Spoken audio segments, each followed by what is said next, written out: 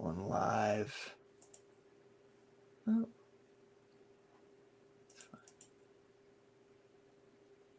Okay, perfect. We're live. All right. We have with us Matt Fouracre. Matt, thanks for joining us today. Yeah. How are you doing? I'm good. It's Good. It's a nice day. Well, I mean, it's raining, which is good because we had a dry spell for a while, and I like when it rains because that means mushrooms.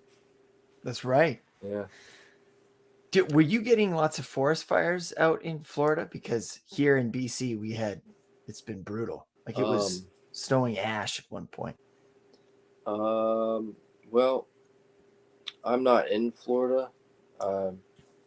I'm from Florida, and most of my family's there, but I'm in Virginia right now. Oh, okay. Yeah. But I don't think they've had any real bad forest fires. It's been raining pretty consistently there almost every day. That's good. I went there last month, and every day around 4 or 5 o'clock, thunderstorms everywhere, scattered. So, yeah. So what got you into mushroom hunting? Because you said you've been doing it since you were 12 or something like that. Yeah.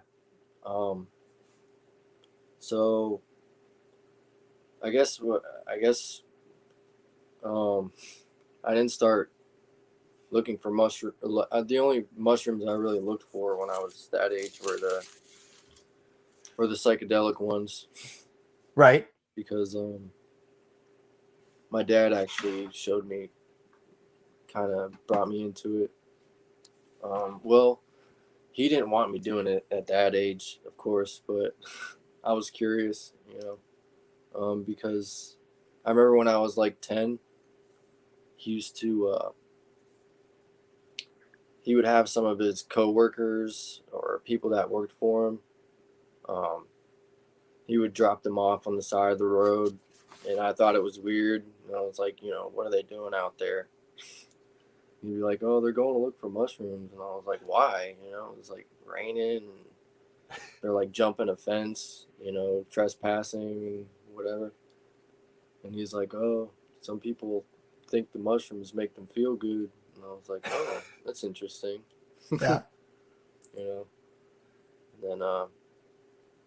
then as time went on, I kind of figured it out. Broke into his room a couple times, and I was like, "What are these? Why are they in a bag? And why are they hidden?" So, yeah, that's what kind of got me into it at first. And then when I was like 14, 15, he actually brought me out to a field. But when I was younger, I had like a friend or two that I would kind of go exploring with. I mean, in Florida, there's cow fields everywhere, so. So how old were you the first time? And these were psilocybin mushrooms. Yeah. How old were you the first time that you tried psilocybin mushrooms? Don't worry, I'm not the police. It's yeah. Enough time has passed. I was like I was probably like 12 or 13. Mm-hmm. And what was that like the first time you did it at that age? Nothing happened really. I didn't really feel any effects. Like the first, I would say like 4 or 5 times I ate them, nothing happened. So I kind of lost my interest in them for a while, like a couple years. And then when I was like 15, and my dad kind of moved away from all my friends out, kind of like to the country. And that's when I started getting really bored, and and then I got back into looking for them again. And yeah, I did some research because I had a lot of time to myself. I would go on like Earwid, earwid.org. It's like a really old psychedelic website. Kind of like explains all the different drugs and plants and stuff that have, that tells you all the effects of them and everything. And I was like, wow, like, I never saw any of this. So it piqued my interest again. So earwood is sort of the encyclopedia that helped you Yeah, it got me. learn kind of what you're doing, right? Yeah, definitely. Yeah. Because some mushrooms, I mean, like fungi are such. There's that documentary on Netflix I started watching. I forget, but anyways, Paul Stamets Yeah. is in it, and he's talking about mushrooms and how they're like the recycler of Earth, Mm-hmm. and in knowing kind of which ones, like, how do you know a poisonous mushroom from a non-poisonous mushroom, or are psilocybin mushrooms technically poisonous? Um, I believe they are technically poisonous. Right. Um, by technicality, but yeah, I mean the way I I tell the difference, I guess. Well,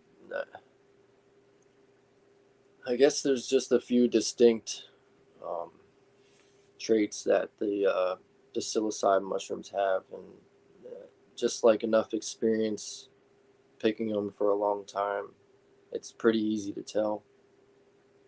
Um, the cubensis, which is like the iconic mushroom in Mm. Florida, they're usually always a little bit yellower, maybe a little brownish at the top, and they always have a purple ring.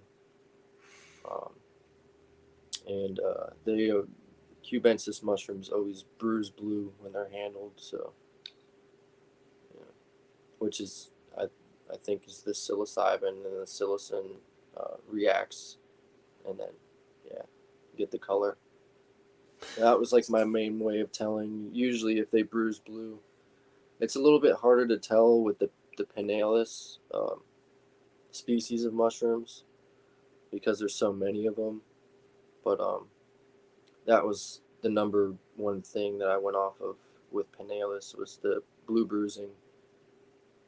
That's how you tell. Now, do are there any mushrooms when you go mushroom hunting that are life threatening? That, like, if a human eats them, they could die. Yeah, yeah, for sure. There's uh, there's a few of them. Um, some of them almost look like a cubensis too. So you Right. got to be pretty careful. Um, I guess the way you would tell is usually the ones that are deadly. They don't have dark gills under them. They're they're a lot more white, and then the gills are white too. So those are the ones that are probably the closest looking that can also be seen on cow pastures on the patties or cow dung, whatever. Yeah, because I would think that like a white gill, like this clean looking thing, that might be the one that I'm going for. But that Yeah, could. yeah. Um, a lot of people that I've brought out to fields, they'll bring me those, and I'll be like, "That's definitely the one you don't want to eat." You know. So do you do like tours kind of thing for mushroom um, hunting? no, no. I mean, I would, but it's not. I feel like that's not something you can really advertise. Right. You Yeah. know. Yeah. Is Yeah. it so you when you go out, is this in Virginia or is this in Florida? Um, in Florida, Right. uh, I usually go down there like 2 or 3 times a year to go hunting. Oh, And night, like you go hunting for deer or hunting for mushrooms. hunting for mushrooms. Yeah. Right, right, Yeah. right. Do they have chanterelles down there as well? Oh yeah. Yeah, for Yeah. sure. They have a lot of them.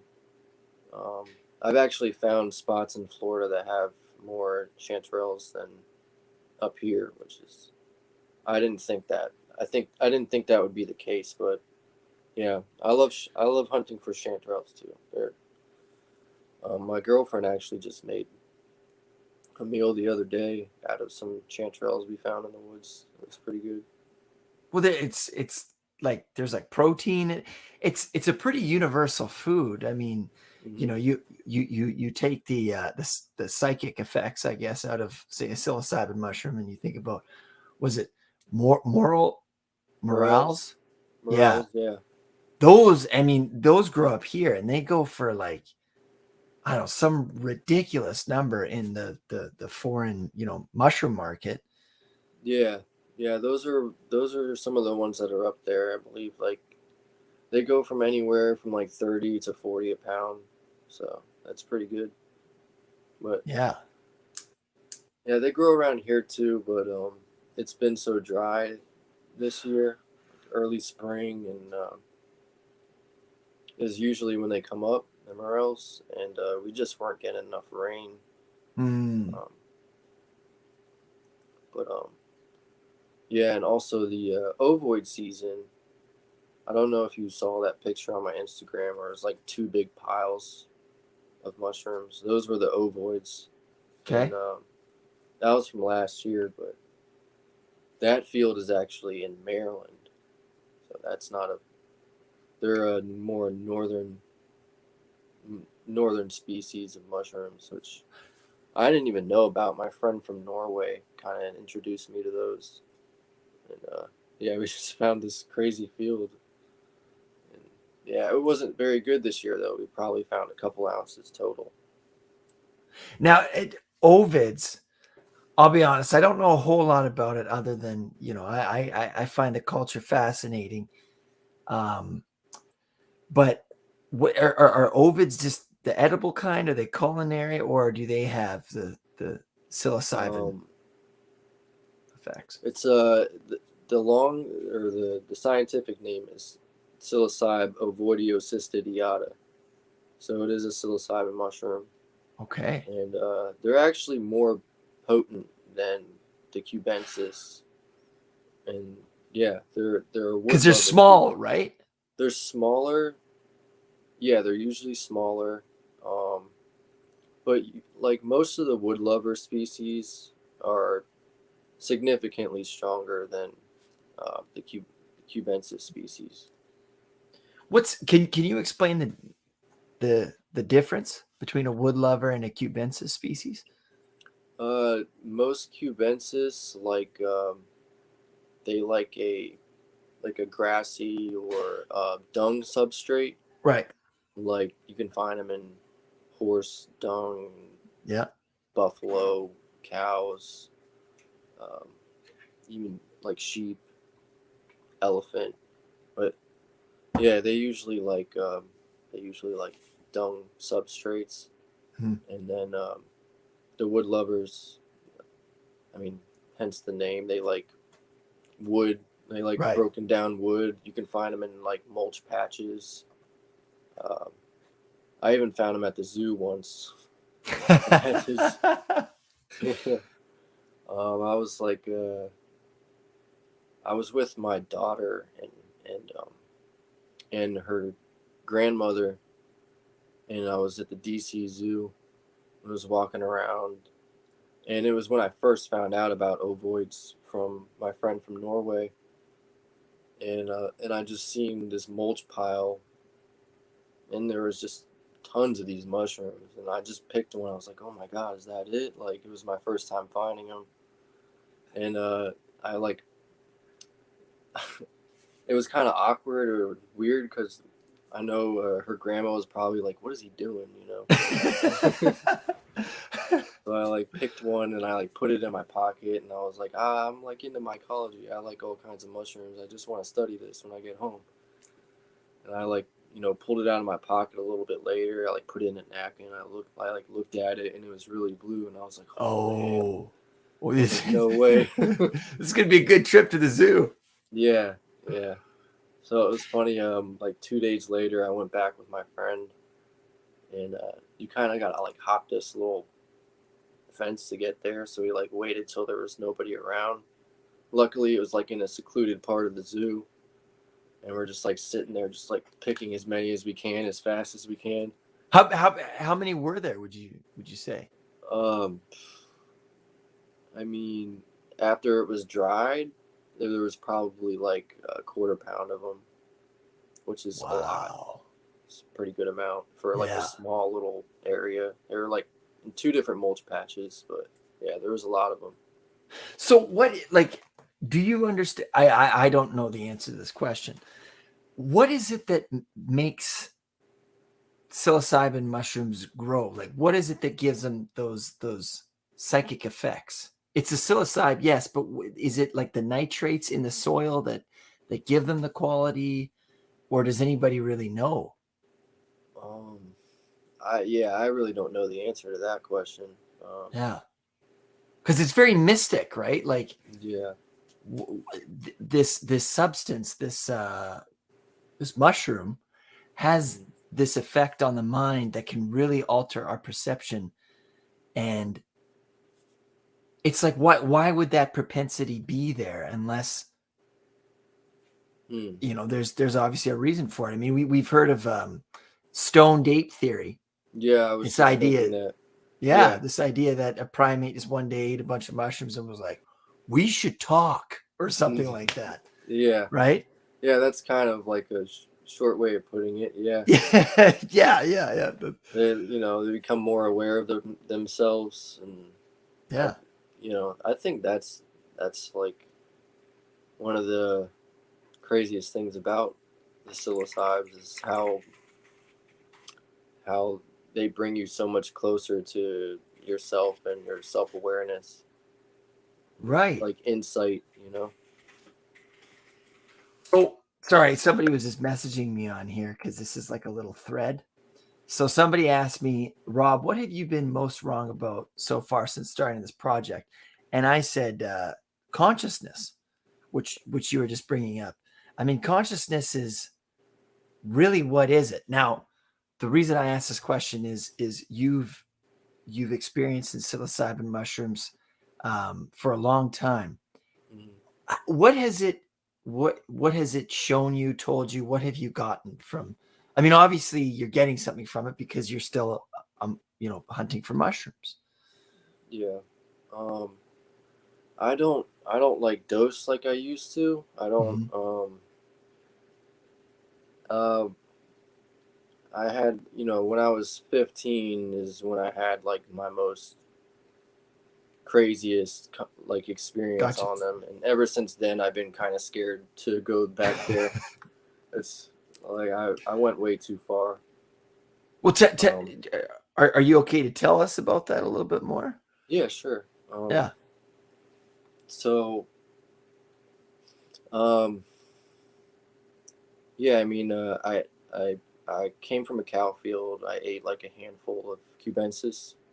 Right. Um, well, the first time, okay, what really brought me into it was like the hallucinations. Right. And the first time I had them was from a Pinnalis species. It's called blue meanies. And so like a couple times I would like I told you I didn't have any effects for like the first 4 to 5 times I ate them, Right. and I ate them one day, and my dad was pretty open with me. He about that type of stuff. And he asked me one day when I ate them, and he was like, "Do you see the colors?"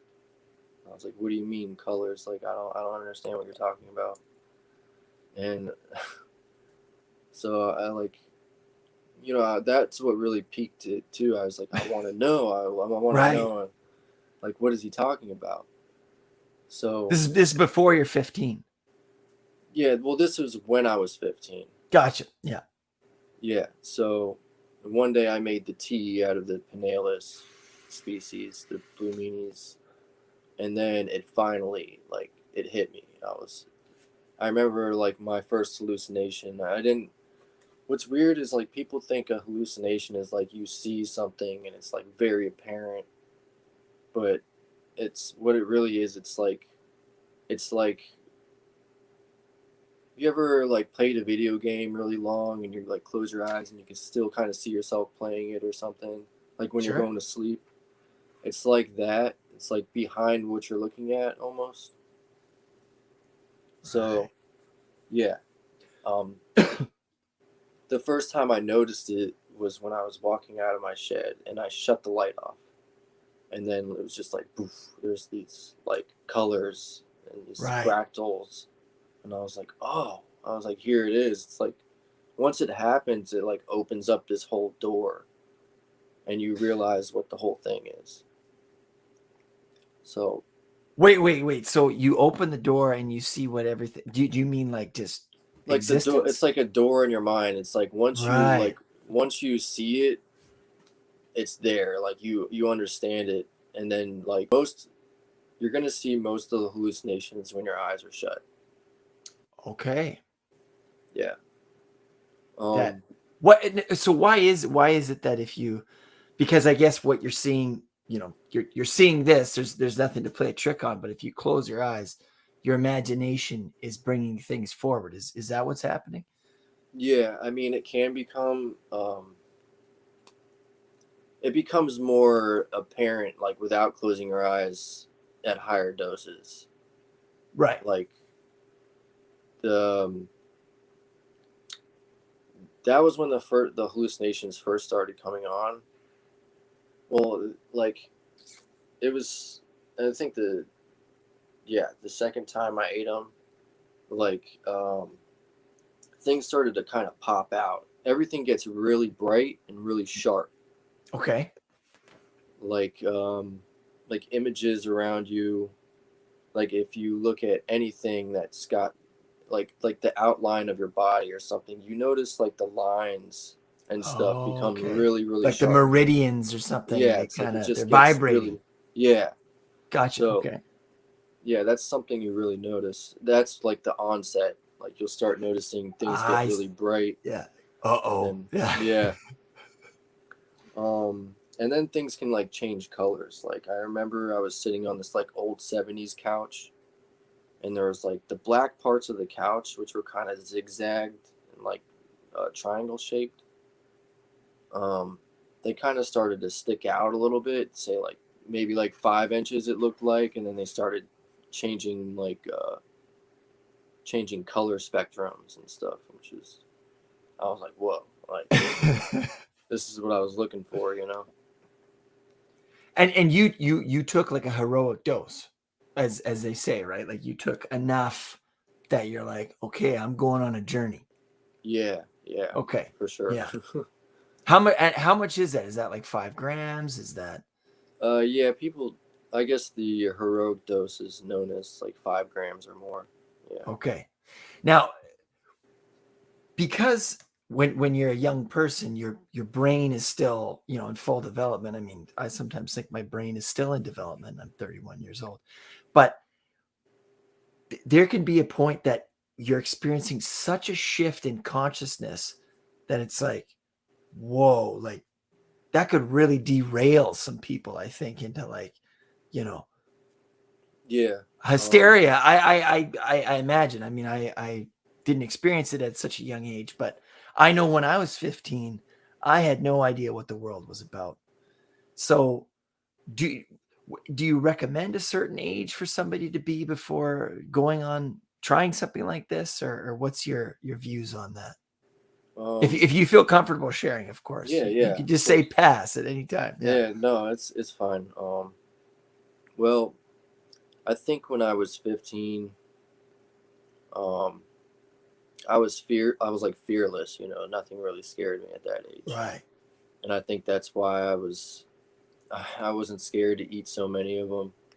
Um, I would say like it as you get older, obviously you're like you kind of like more get a little bit. You have more discernment. You kind of want to be easier on yourself, but I would say like maybe a fine line between. I would say like maybe around when your brain develops, like maybe like early 20s or Right. something, or and then also before you get too scared of everything. You know, I feel like as I get older, I'm like more cautious and probably more afraid of things. But when I was that young, I really didn't care. So So did it shatter your ego? Like, did it affect your ego? yeah, I mean that was the craziest thing. It Okay. like yeah, it like destroyed me like totally. I mean, I had like a panic attack. I totally freaked out. You know, I like uh, I always remember, like, I always tell myself, or like my memory of it was like I didn't know what fear was until that happened. Like, Right, right. and, you know, I feared for my life big time. I was like 100% sure I was gonna die. From just from like a heart attack or from an external source or what? Um, well, I felt poisoned. Like the hallucinations became like so great that um, it did take over. Like it Right. like took over my like vision. Like where I couldn't, like I remember that I was like touching everything because if is I remember as long as I could keep my focus on like things that I was touching, then my mind wouldn't go back into itself. You know what I'm saying? Yeah, yeah. You're trying to like ground yourself or something, Yeah. I guess. Yeah, I was like Yeah. rolling all over the ground and I was like touching Yeah. everything. And I remember like I latched on to my dad. Yeah. Like I Well, like so wouldn't let him go. your dad was there for this. He wasn't there when it first started coming on. Okay. Okay. Gotcha. I like I was with a friend Yeah. and it started it started getting really intense to where I was Right. like I was starting to get a little scared, you know. Maybe thought that I ate too much, and I remember like him like trying to talk to me, and like I was like so in my head, like I couldn't say anything. I was like paralyzed almost, and he was just like I remember him yelling at me, being like Matt, like yelling, and I was just like couldn't answer him. Right. And I was like, oh man, like we need to go on a walk. I need to like do something. I need to go somewhere. Yeah. So I like grabbed my Yeah. bike and I like didn't even wait for him. I just started hauling ass up the road. Like I just started like just pedaling as fast as I could, and like on the adjacent road as I was pedaling out, I saw my dad's truck like pulling in to the to the house on the because I like pulled out and went to another road. And then I remember like I was, you know, the thought went through my head. I was like, should I stop or should I keep running? So I like stopped my bike, and I remember when I stopped the bike, like the whole world like around me started kind of caving in, started Mm. like going inward, like towards my center, like my center vision. Yeah. And that's when I was like, holy fuck, you know, Like I tunnel definitely, vision, like it's like closing in kind of thing. yeah, kind of just like Yeah. started sucking into the earth, like everything around me. I was like, oh shit, you know, I definitely ate too many. But yeah, so I was like, all right, I need somebody to help me. I feel like my dad might have some experience going this far, so I like pedaled back to him as quick as I could, and I'll never forget. I was like, Dad, I was like, please, whatever you do, I was like, don't say anything negative to me. I was like, please, like anything was like so sensitive to me. Yeah. Right.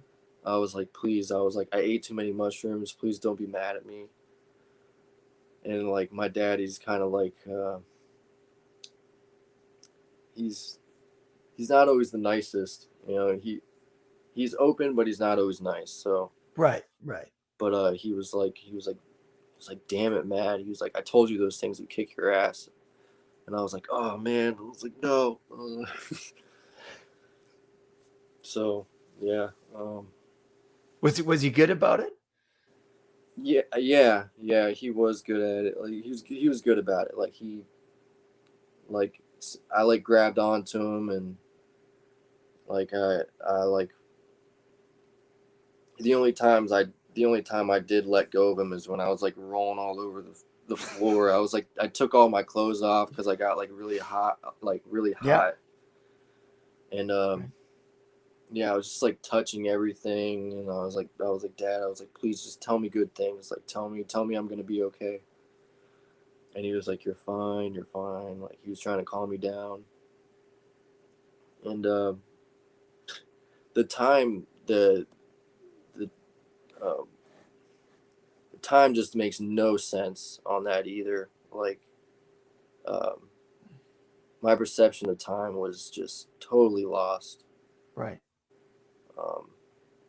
Because I remember I was in his room, and I remember when it finally started to wear off. I was like, I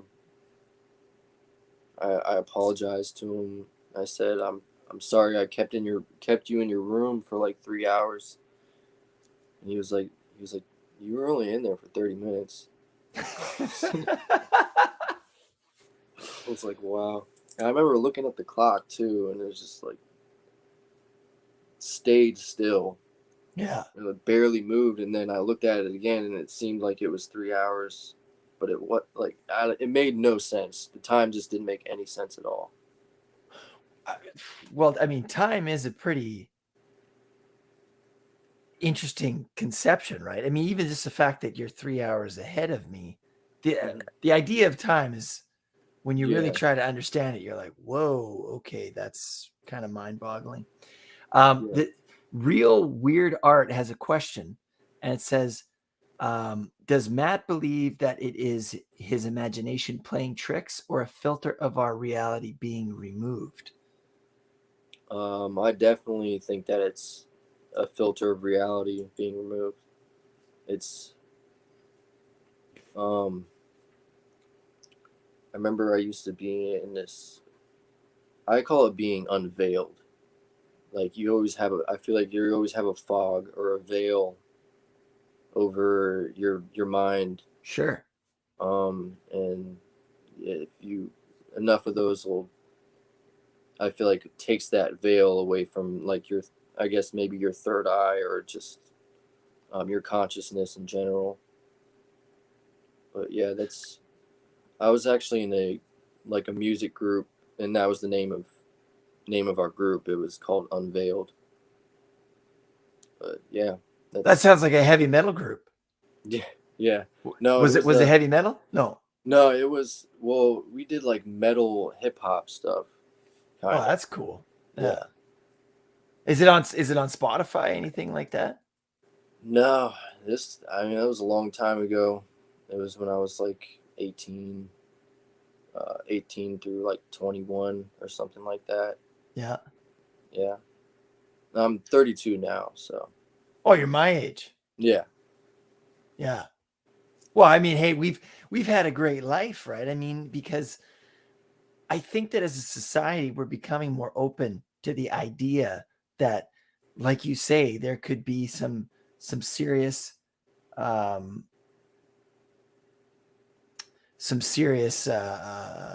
benefits to this, right? Yeah. Yeah, they're So, finally starting to open up to it. is it going to become legal in? Because it's legal in Colorado.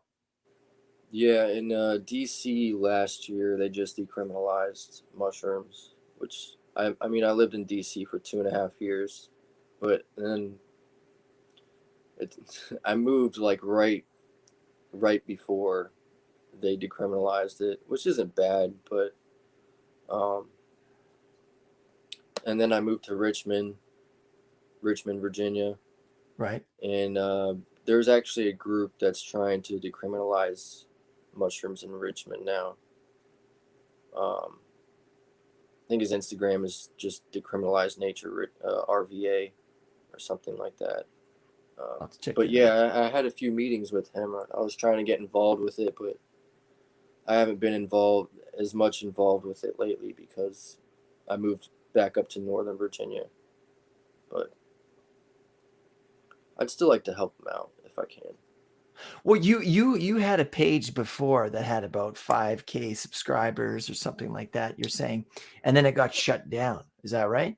Yeah, I had it was I had about 4,000 subscribers on YouTube. Mm, Um, I just it that's was pretty all good. yeah, it was all mushroom hunting. It was like first person view, you know, or point of view or whatever. I Right. not always, but it was just mushroom hunting and kind of identifying them, explaining habitats and stuff like that. And yeah, I mean, I really just started that channel because I thought in 2017 is when I started it. You know, I just had the idea. I was like, you know what? I think it'd be cool if to watch somebody hunt, like just Yeah. you know. And I just started doing it. I didn't really think anything would come of it, but a lot of people started liking it. I mean, a couple of my videos were up around 100,000 views. So, and then I think what happened is,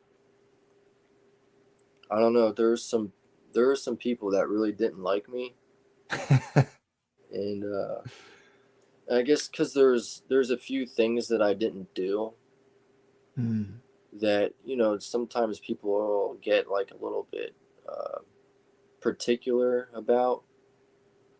Um, People were like mad because I used a plastic bag in some of the videos. Oh, I see. Yeah. Yeah, or because I didn't flick the cap before I picked them, which is kind of ridiculous because that whole trend or that whole like idea to flick the cap before you pick them was something that it was like a thing that started on Earwid. It wasn't like Right. there's not real any real science behind that. Like Yeah. you don't They're see being Paul. dogmatic. They're being dogmatic. Yeah. I mean, Right. it was like you don't see like Paul Stamets or Alan Rockefeller going Yeah. around flicking caps. Right. No mycologist does that. You know, so Okay. they're just like, man, flick and pick, like hundreds of comments saying that. And you know, So tell me, like, what's the purpose of flicking and picking? it's supposed to. The idea is it's gonna release more spores if you flick the cap, Oh, I see. So so they that can there'll be reproduce. more. Gotcha. Is that But I true? mean, Or is that just a myth? well, once I, it's a myth. I mean, Yeah. once the cap opens, I mean, like I read more about the types of spores they are. Like once the cap opens and the spores start releasing, they're the type. I don't remember the name. It's like I don't remember the name of the type of spore, but once they're actually they're actually uh, shot out of the cap at like something crazy like 10 G's. What? Yeah, they're like the Wow. speed of them is like it's like it's like Yeah. 10 G's or something like that. They're just shot out of them like super Obviously, we fast. can't. Obviously, we can't see that, right? I No, we mean, can't see it. and they're Yeah. at a microscopic level, as Yeah. to begin with. But it's essentially like, I mean, the difference between like the imagery of mushrooms and like a penis, right? Like it's Yeah. like there are some obvious similarities here, Mhm. right? So it's would you say that in the nature world that mushrooms are more like a masculine power, a feminine energy, anything like that, or is it just kind of Um there's an what's the word? interesting book by Yeah. this guy named John Allegro. Okay. He goes back into the early religious um early Christianity, like religious ideas of mushrooms, and there's a lot of peculiar art that comes from the early like 12 AD around that area or around Okay. that time, Yeah. where there's a lot of mushrooms around Jesus, which is kind of weird. I started like looking into that and Like 12, like the year 12. yeah, 12 AD. Gotcha. Okay. Yeah, So very early 1200 in the AD. 1200. very early Christianity. Yeah. Oh, Yeah, 1200. it's Excuse me. 1200. Yeah. Gotcha. yeah. There's a Yeah. lot of Yeah. murals and a lot of old art where I mean, even Jesus is depicted as a mushroom, and like people No are talking. way. Yeah, so people are like talking to Jesus, and he looks like a mushroom. Well, I mean, Moses, it was Moses who talked to a burning bush. I mean, obviously, Yeah, there's yeah. some level of drug culture in Christianity. I mean, Mm-hmm. come on. And Guy also, turned water into liquor. Yeah. and Sorry. Yeah, no, it's fine. And also, there's some things in the Bible that were changed over time, like um, some of the old religious scholars who go back, like Jordan Maxwell, and um, well, he's just one of them I can come up with the top of the head. But supposedly, the manna or the mana, whatever way you pronounce it, Right. from heaven was actually a mushroom. So, in the early Bible, when they described what the manna was, they said it is a small round thing that grows in the morning dew. That was like the description when, you know, in the earlier Bibles. But as time went Right. on, they changed it to small white flakes in the grass or something like that that fell from the heavens. So it's like just that small thing changes so much. So, I mean, there's a history of prohibition. mm-hmm. I mean, not just alcohol, of course, marijuana. I mean, there's these cannabis. Uh, there's this.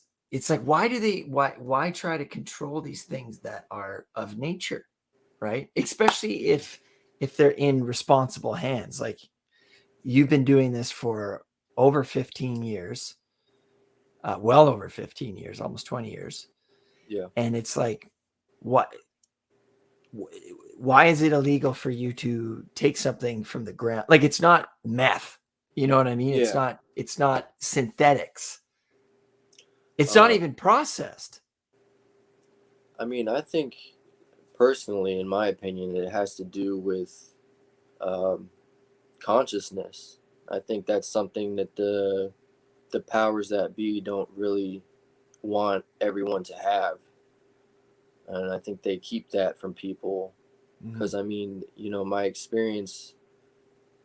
Yeah, I mean, I remember around when I was that age, I was kind of like a little dick. I had like a big ego. I had a lot of friends.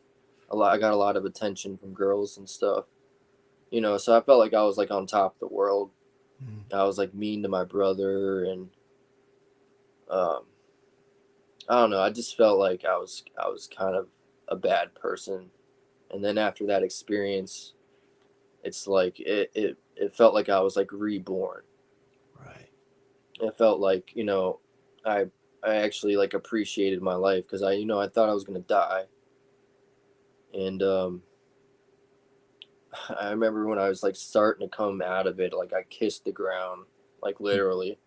I was like, oh my god, like I'm so happy to be alive, like I'm like I was such an asshole to people, and I was mean. Like I like went to my brother and like I apologized to him. I was like, I'm sorry, like I've been like mean to you, and I just like I felt so bad, but I felt like awake. Like I felt like Hmm.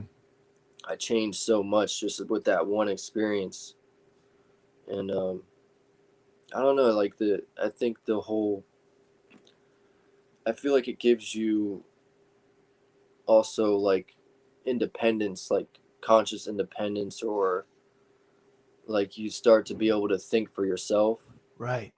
instead of like think with the crowd, or you're less influenced by other people. You kind of go you learn to go more internal and go with your gut and go with um your own feelings and try to like figure stuff out yourself.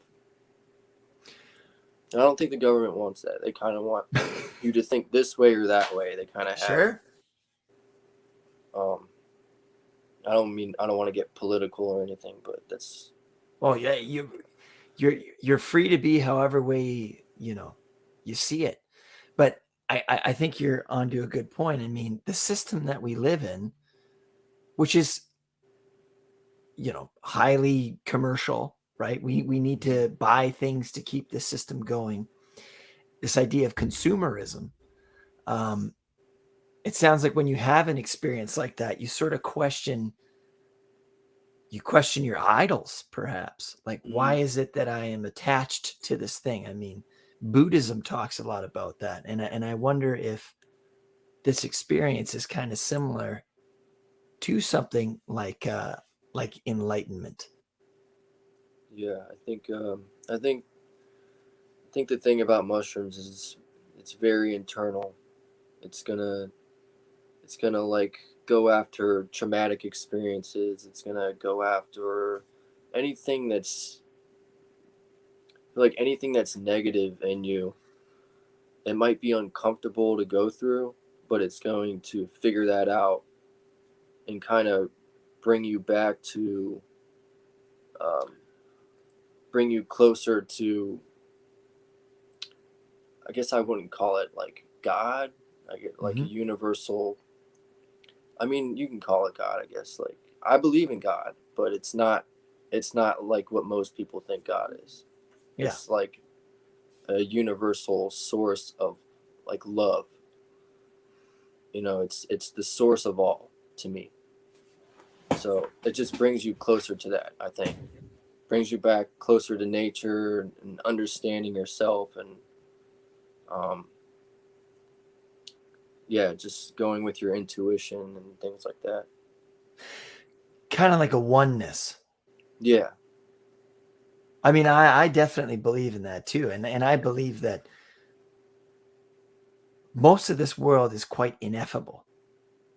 Right. It's like you can't really explain it. Like God is this and he's a man, and when you die, you go to pearly gates. And it's like I don't I don't know if I buy that. It's not that I don't buy that God doesn't exist. It's just Hmm. I wonder how everything behind everything right now that we're doing is invented, right? Yeah. The means of communication, it's all invented. And then you ask yourself, well, what's really innate? Well, I think us, here goes my camera. I think us just speaking to each other, that's innate, wanting to communicate and to understand each other. I think that that's innate. But the other things are invented. And when you start to have these experiences, perhaps, um, you sort of question what's really real and Yeah. what's perhaps worth my time. I mean, what's the greatest lesson that you've gotten in your years as a mushroom hunter, as a mushroom eater? Um, I would say the greatest thing that I've gotten from it is to like properly love yourself.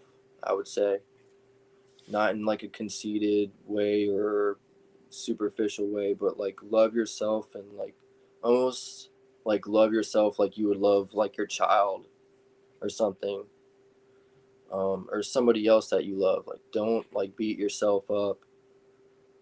If if you're not happy, then fix it. Like because you want yourself to be happy, right? So Yeah.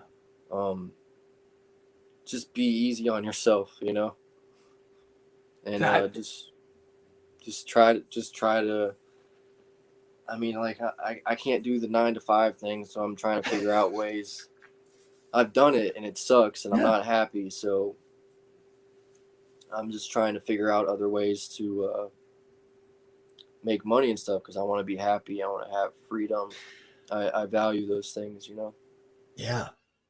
I mean, we live in a world that requires money, Hmm. right? It's like people are like, money doesn't matter to me, and it's like I admire that. I'm almost envious of it, but at the end of the day, you do have to have money to, unless you're living completely in the woods off the grid and Yeah. you're completely self-reliant, Yeah. which again I have nothing but pure admiration for. It's very difficult, right? So and I, life. Sorry, go ahead, no, I man. was gonna say I've thought about living like that, Yeah, but you'd have to kind of take yourself away from your family. I have a daughter. I can't do stuff yeah. like that. Like, I gotta be there for her. I gotta. Has your relationship? Do you think your relationship with mushrooms, so on and so forth, do you think that's made you a better parent, or do you think you've always had that innate ability?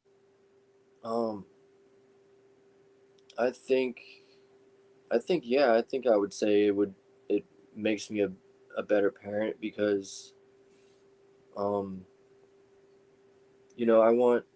I want my daughter to have those internal type of influences.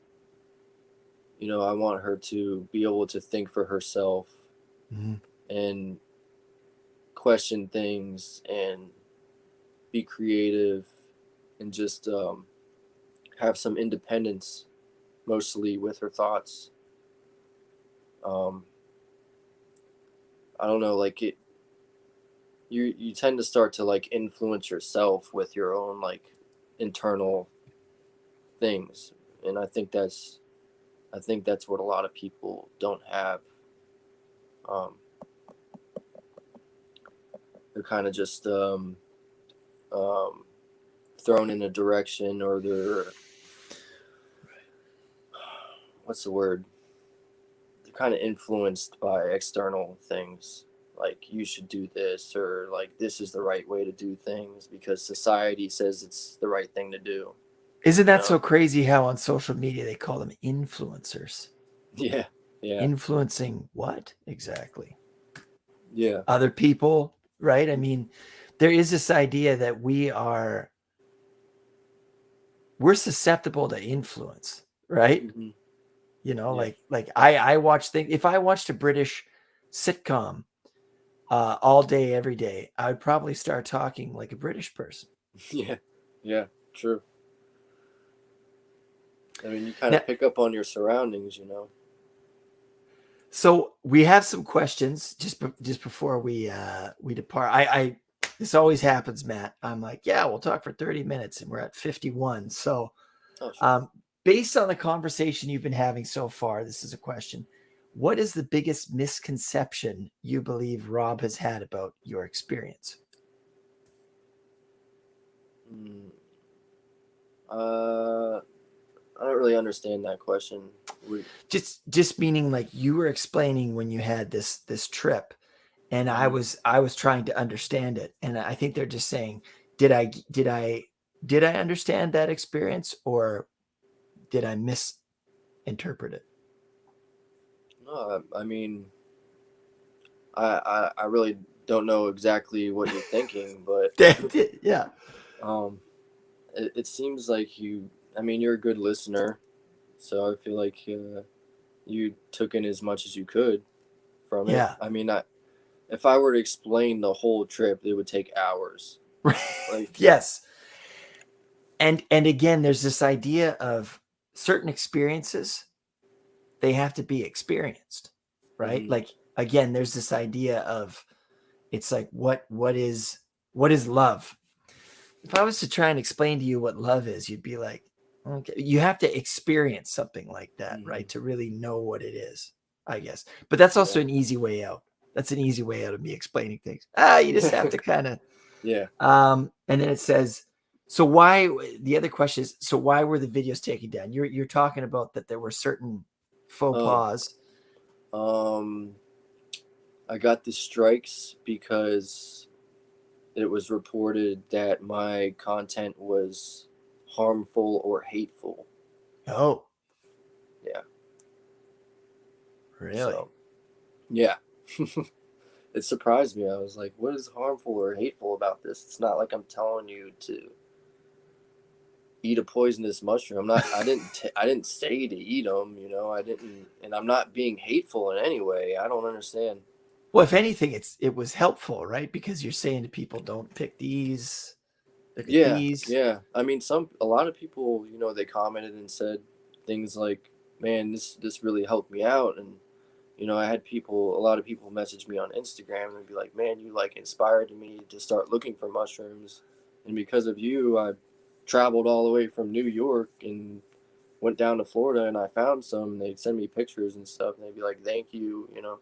I got a lot of That's thanks and a lot of things like that. So, that's pretty cool. Well, so and the last one here is, now, would you consider psilocybin mushrooms? Do you consider that a drug? um, no, I don't. I, I, not me. Sure. Yeah, yeah, yeah. um, No. I would consider it a gateway to a higher consciousness. Yeah. Because this last question says, in fairness, I don't believe drugs are necessary for that. And I think this is in reference to um, accessing a different sort of reality, a different perception. Uh, I don't believe drugs are necessary for that. I am totally sober and have managed independence, creativity, free thought, belief in myself, etc. Mm-hmm.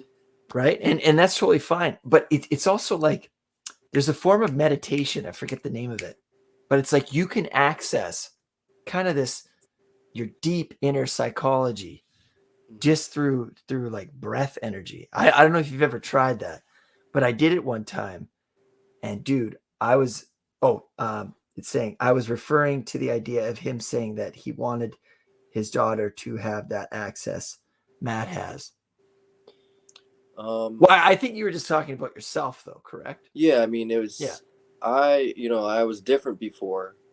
Yes. I'm not saying that people can't have those traits Of, or, you yeah. know, it just, it, it, it like forcefully brought me there Yeah. and like had brought like higher understanding and like for me. It sounds like it was a humbling experience, Yeah, right?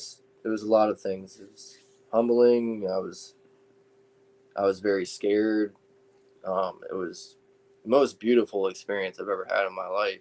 I mean, the art, the things that you see in your head, the fractals and stuff. I mean, it's like it was so beautiful. Like it like made me cry. Like I couldn't believe it. I like couldn't believe what I was seeing. And it's not like you see a piece of art on the wall and you're like, oh, that's pretty cool. That's really cool. It's not like that. It's like totally, and it's all moving and morphing and coming together, and it like makes sense with what you're thinking. So it all like kind of goes together.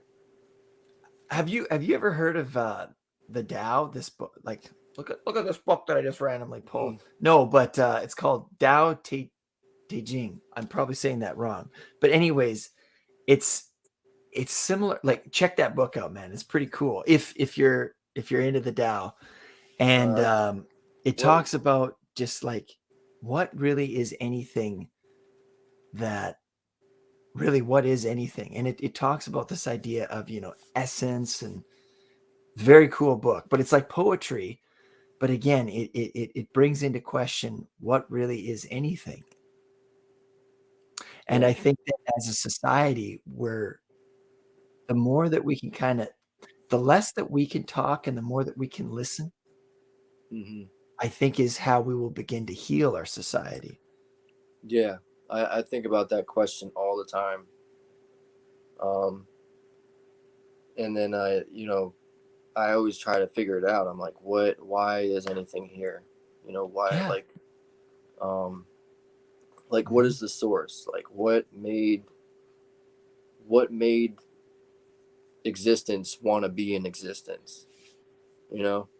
And and to me, like I've thought about it in my thoughts, thought really deeply about it. There has to be some sort of emotion or something. In my opinion, I don't know. Like people can say it's just happens just because things are there, but it's just like why are things there? Like is there just no reason for any of this? Or but What why do you think? Last question and then I'll let you go. I think the closest I can get to why anything is here is an emotion, and I think that emotion is love. Like Yeah. when it what it boils down to, it's like um because it's like life is it's like it's like an experience. It's you seeing and taking things in, and there's color, and there's it's all experiences and stuff. It's like why would there need to be anybody experiencing anything? There doesn't really need to be that, but there has to be a drive. Like has to be some sort of reason, in my opinion. And I mean, Yeah. some people don't think that there has to be a reason for anything, but to me, that's what makes sense. So And I think that love, I mean, people can have love misconstrued, but it's like as a parent, we're both parents. sometimes we got to be tough on our kids, right? Yeah. Hmm. So that they learn. You can't just be all like, "Ooh, everything's fine," right? I mean, Yeah. sometimes being, you know, it's love is not easy, right? And it Hmm. takes courage to be kind. It takes courage to to try and teach our future, and Yeah. and again, when I see my daughter, or you see your daughter, Hmm. I think about other people's kids, right? And it's like, Hmm. wow, we all just needed, we all need a chance, right? Yeah. So One thing I like, one thing with my daughter too, which I noticed, not all parents do this. Like, if they mhm, tell their kid what to do, and their kid's like, why? Kids ask why a lot. And a lot of parents will just be like, because I said so, and I'm older than you, and I'm the adult. But I actually like try to take the time to explain to her, like, why I'm telling you to do something, or why I think this is a good idea. right. So it's not just like I'm like an authoritarian like type of parent. I try to explain things to her, and I feel like as she gets older, she'll look back and appreciate that. Oh, I am certain she will. I mean, she's going to be an intelligent young person because she's growing up with explanations for why things are the way they are, not just because I said so, Mhm. because you said so, right? Mhm. And that's a healthy experience with authority, right? Because you're right. There comes a point when we stop respecting a totalitarian Yeah. upbringing. Mhm. Okay, I promise. Last question from That's cool. real weird art. And thank you everyone for tuning in. Last one. Do you believe that life culminates in physical pain and death, all just so that we can accept the existential pleasure of the mortal experience? That's a good question. Yeah, Um, I think maybe not so much. Maybe maybe not so much the pleasure of mortal experience. Maybe it could be pleasure, but yeah. I think it's. I believe in like reincarnation, things like that, and I think what you think my goal, or like the goal, is to get back to the source, right? right. And so you're like, each of us is like a definitive piece of what I would call, I guess, God, or like Sure.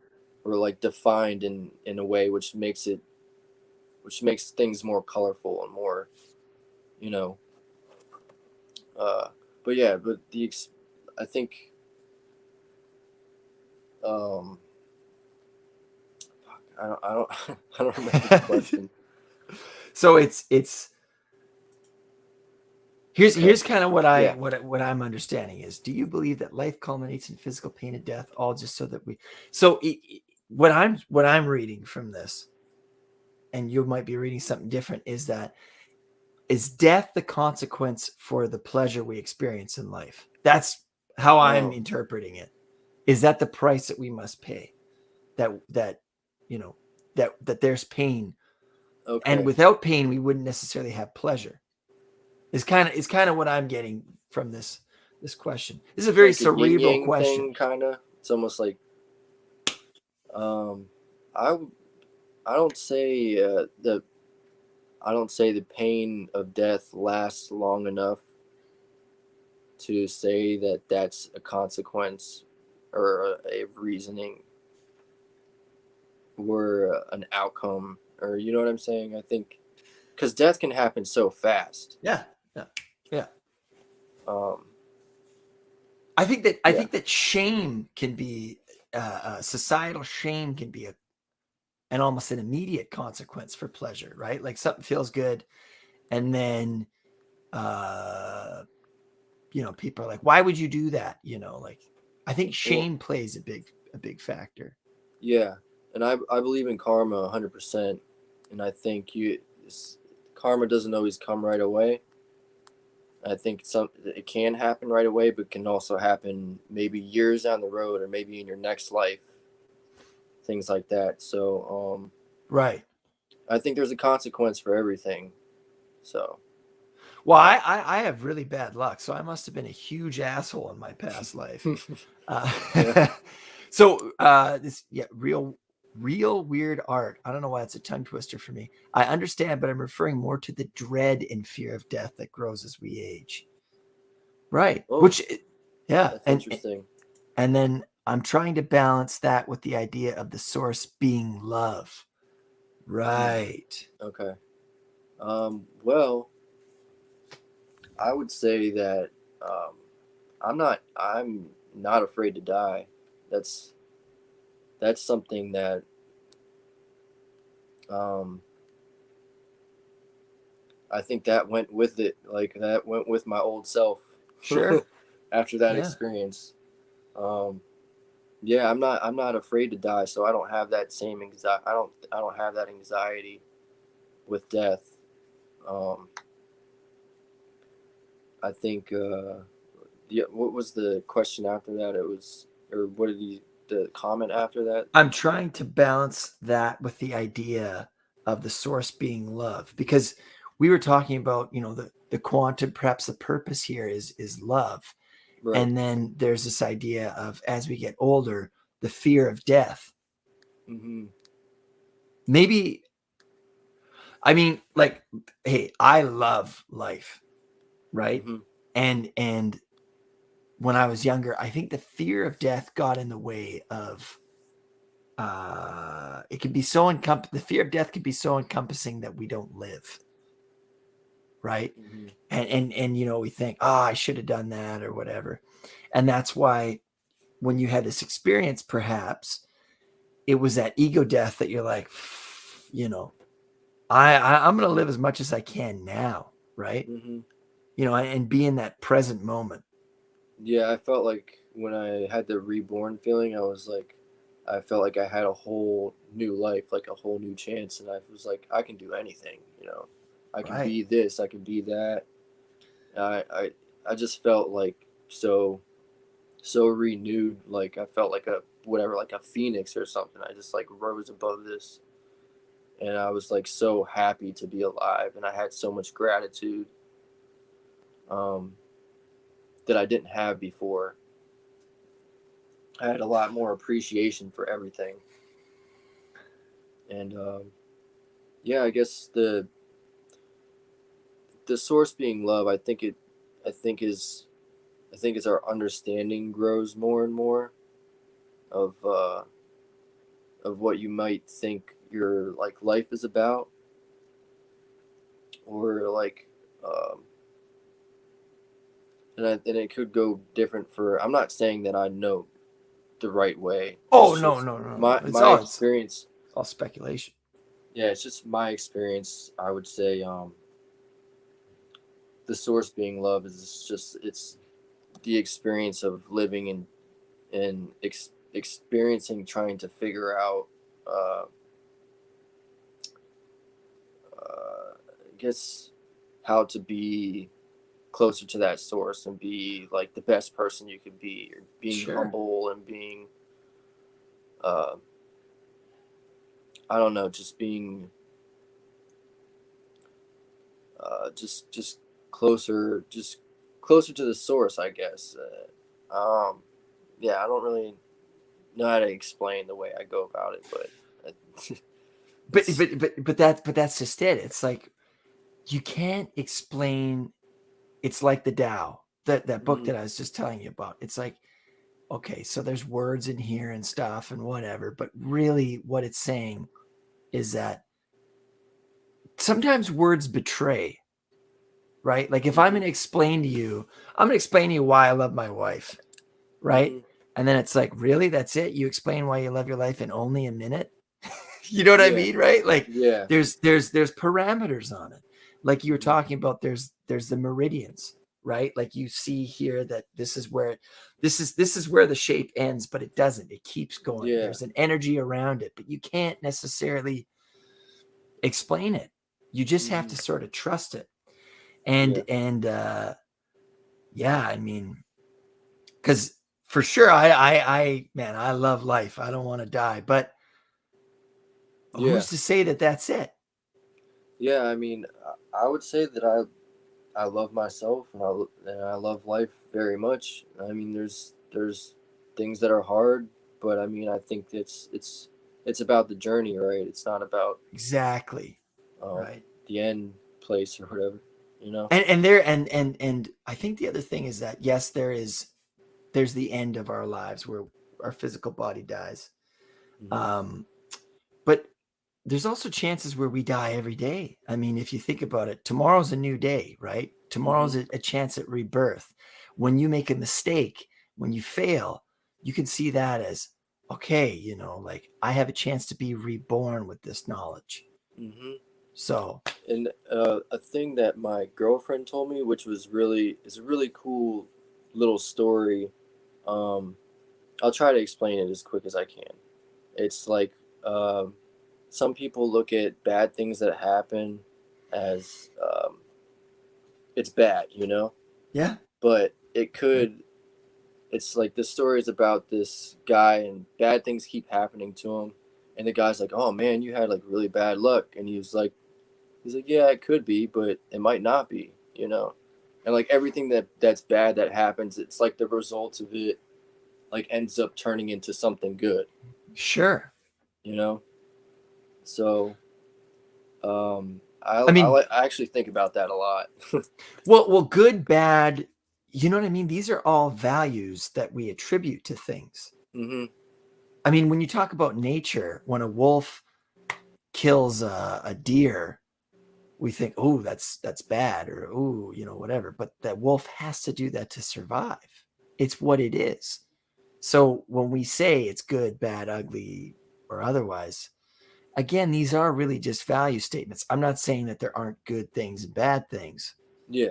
Um, that like if an earthquake happened and my house fell on my head, that would be that would suck, right? I don't want that to happen. But at the end of Yeah. the day, that's just something that's what has happened, and we Yeah. It's like add values to things. I think one of the examples was like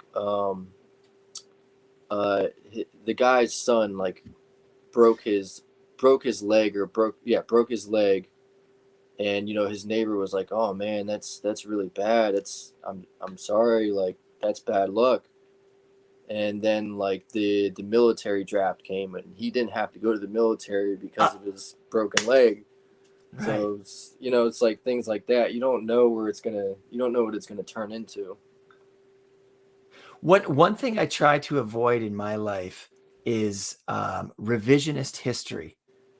Going like, oh, if I would have done that. I try to avoid that.